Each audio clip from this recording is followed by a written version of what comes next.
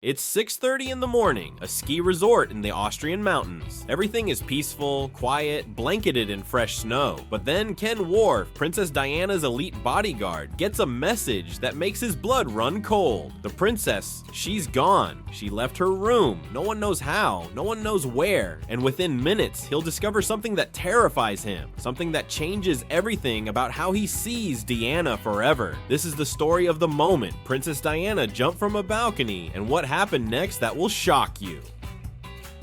To understand this moment, you need to know what Diana was going through. She wasn't the smiling princess everyone saw in photographs. Behind closed doors, her life was falling apart. Her marriage to Prince Charles was over. The whole world was about to find out. And Diana, she was breaking inside. Ken Worf had been Diana's bodyguard for 6 years. He wasn't just security, he was her confidant. He saw the real Diana, the one who cried at night, the one who was desperately unhappy. When the separation announcement was made public, Diana was devastated. This wasn't just about losing a husband. This was about losing her entire identity, her title, her place in the royal family, everything. Ken remembered talking to her after the announcement. He said she was incredibly tearful because when you're a princess and your marriage falls apart, the entire world watches. The entire world judges. There's nowhere to hide. For Diana, this separation felt like a personal failure. She wanted out of the marriage, yes, but not like this, not publicly, not with everyone knowing.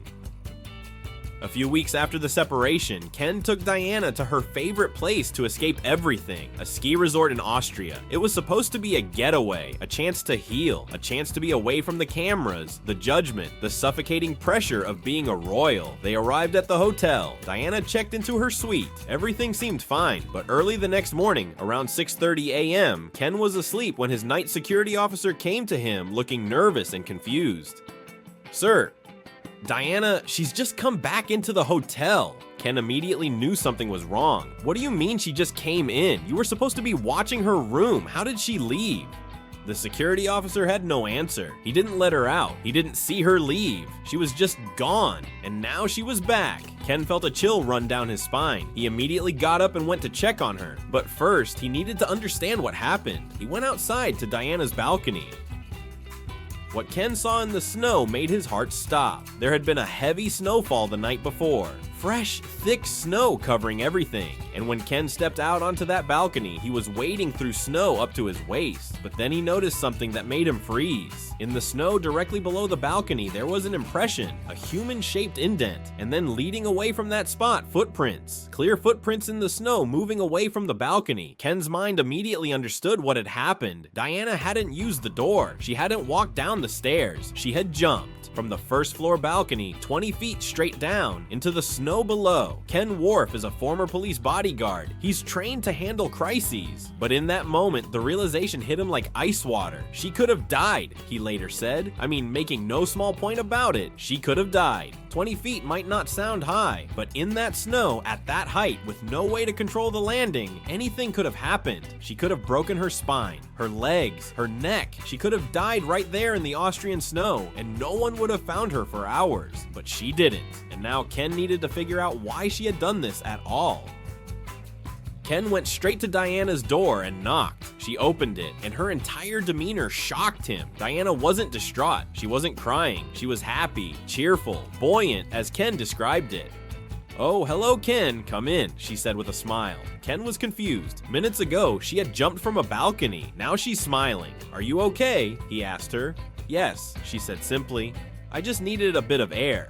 "A bit of air? You just jumped 20 feet off a balcony for some air?" Ken told her directly. "That's a pretty stupid thing to jump from that balcony." And then Diana explained something that broke Ken's heart. She said, "I just decided I wanted out. I didn't want to disturb your colleagues. I didn't want to make a fuss about it." Let that sink in for a moment. Diana had voluntarily left her security detail. She knew they were supposed to be watching her. She knew they would worry about her if she just left through the normal exits, asking questions, making a scene. So instead of potentially causing trouble for Ken and his team, instead of making them look bad, she decided to jump from a balcony 20 feet in the dark into snow where anything could go wrong. Ken was shocked by her reasoning, but also heartbroken because it told him something crucial about Diana's state of mind. He said to her, "It could have been a real fuss had you killed yourself." This incident, this single moment, revealed something that people don't often understand about Princess Diana. She was desperate to escape, not just from her marriage or her royal duties, but from the entire system that controlled her life. She wanted to be free so badly that she was willing to take insane risks. She was willing to jump off a balcony just to avoid making a fuss about leaving her hotel room. That's how trapped she felt, and Ken Worf understood the deeper meaning of this. He later reflected on why he stepped away from his role as her bodyguard just a few weeks after this incident. He said, "I reflected back to that moment when Diana abandoned her security because I knew deep in my heart that without it, she would ultimately perish." Ken realized that Diana was in real psychological pain. She was making dangerous, irrational decisions, and without constant protection, without someone there to catch her when she made these decisions, she could die. This wasn't just about a balcony jump. This was about a woman who was drowning, who couldn't see a way out, who was willing to risk everything just to feel a moment of freedom. Ken knew he couldn't protect her from herself, and that terrified him. Years later, Ken Worf revealed this story in a Channel 5 documentary called Diana, the Princess, and the Bodyguard. He wanted people to understand the real Diana, not the fairy tale, not the perfect princess in the magazines. The real Diana was suffering. She was isolated. She was desperate for a way out of her life. And while this balcony jump happened in Austria, a quiet, contained incident that few people knew about, it was a warning sign, a warning of the psychological pain Diana was enduring, a warning of how trapped she felt in her own life. Just 5 years later, Diana would die in a car crash in Paris, an accident that happened at high speed while being chased by paparazzi. Looking back, Ken's words take on a haunting new meaning. Without it, she would ultimately perish. The balcony jump in Austria was just one moment, but it was a moment that showed how fragile Diana really was, how desperate she was, how willing she was to take terrible risks just to breathe.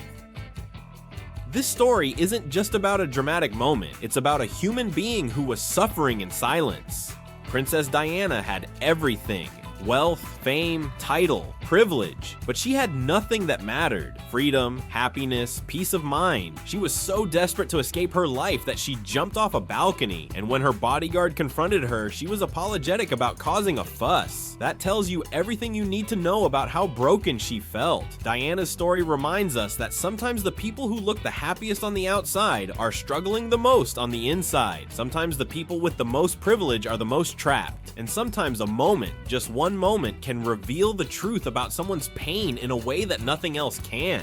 What did you think about Diana's story? Does it change how you see her? Drop a comment below and let me know your thoughts.